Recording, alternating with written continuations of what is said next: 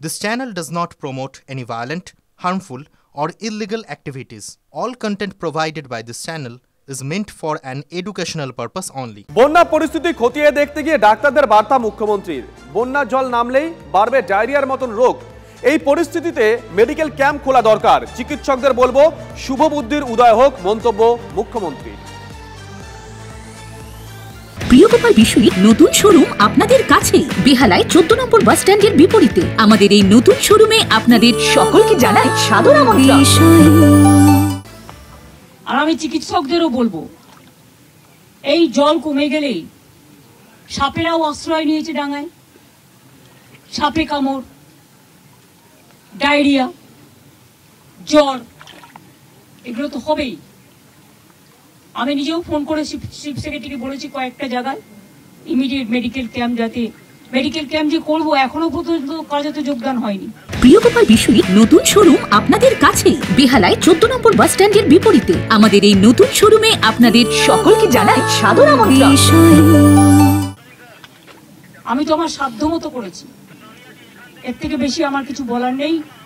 আমি আশা করি let the good sense prevail, কারণ বন্যায় মানুষ আক্রান্ত, মানুষের প্রাণ বাঁচানো আমাদের এখন সবচেয়ে বড় কাজ। দুটো খাদ্য তুলে দেওয়া বড় কাজ। এই সময়টা রাজনীতির সময় নয়। টেলিফোনে এই মুহূর্তে আমাদের সঙ্গে রয়েছেন বিশিষ্ট চিকিৎসক ডক্টর সুবর্ণ গোস্বামী। ডক্টর গোস্বামী, শুভজিৎ রয়েছে। আপনি তো পুরোটাই শুনলেন মমতা বন্দ্যোপাধ্যায় যে শেষ বাক্যটা, এটা রাজনীতির সময় নয়, শুভ বুদ্ধির উদয় হোক, কাজে ফিরুক প্রত্যেকেই। কিভাবে দেখছেন বিষয়টা? রাজনীতির সময় নয়, আমরাও তো বলছি রাজনীতির সময় নয়, কিন্তু রাজনীতি তো মানে মাননীয় মুখ্যমন্ত্রী এই যে বন্যার ত্রাণের সাথে কর্মবিরতি চিকিৎসকদের যে ন্যায্য দাবিতে আন্দোলন, সেইটাকে জুড়ে দিয়ে তো রাজনীতি উনিই করলেন। আমরা হচ্ছে আন্দোলনরত জুনিয়র চিকিৎসকরা আজকে সকালেই জানিয়েছেন তারা হচ্ছে যে অভয়া ক্লিনিক করবেন বিভিন্ন বন্যা দুর্গত এলাকায়। আমরা সিনিয়র চিকিৎসকরাও হচ্ছে যে বন্যা দুর্গত এলাকায় প্রত্যেকবারে, আজ থেকে নয়, মাননীয় মুখ্যমন্ত্রী হচ্ছে যে মুখ্যমন্ত্রী হওয়ার আগের থেকে আমাদের সংগঠন 40 বছরের সংগঠন। আমরা যেখানে বন্যা হয়, যেখানে মহামারী হয়, ঘূর্ণিঝড় হয়, আমরা যেভাবে ঝাঁপিয়ে পড়ি, এই বন্যাতেও সেভাবেই ঝাঁপিয়ে পড়বো।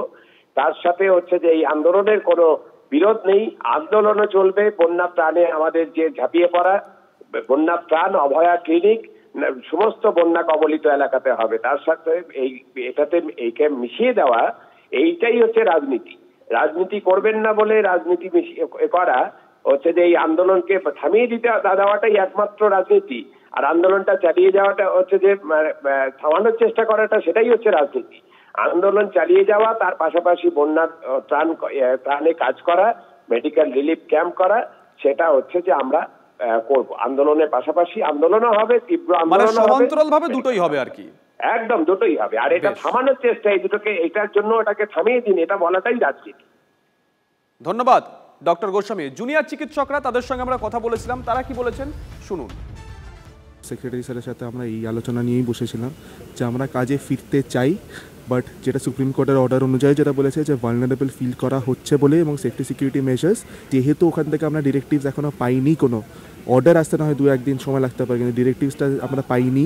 সেটা যতক্ষণ না আসছে আমরা কোনো তো একটা সঠিক ডিসিশনে দিতে পারছি না। একটু লজিস্টিক্সের ব্যাপার আছে যে আমরা বন্যা যেখানে হয়েছে সেখানে গিয়ে আমরা ক্লিনিক করব, সেটা কোন জায়গাটায় করবো, স্পেসিফিক লোকেশন এবং লজিস্টিক্সের ব্যাপারটা আমরা একবার মিটিং করে সেটা ডিসাইড করে আমরা সেখান থেকে একটা ডিসিশনে আসবো, সিদ্ধান্তে আসবো। হয়তো ওনার কাছে খবর পৌঁছয়নি যে আমরা কিন্তু সেই সব জায়গায় আমাদের এই ক্লিনিককে নিয়ে গিয়ে সেই মানুষজনের পাশে দাঁড়াতে চাই, কারণ সেই মানুষজন সারা বাংলা থেকে যেভাবে এসে এই জন্য লড়াই করছে, আমাদের পাশে এসে দাঁড়িয়েছেন, আমাদেরও সেই জায়গাতে মনে হয়েছে আমাদেরও সেই জায়গায় গিয়ে ওনাদের পাশে দাঁড়ানো উচিত, এবং সেটার আমাদের জাস্ট রূপরেখাটা হওয়াটা বাকি।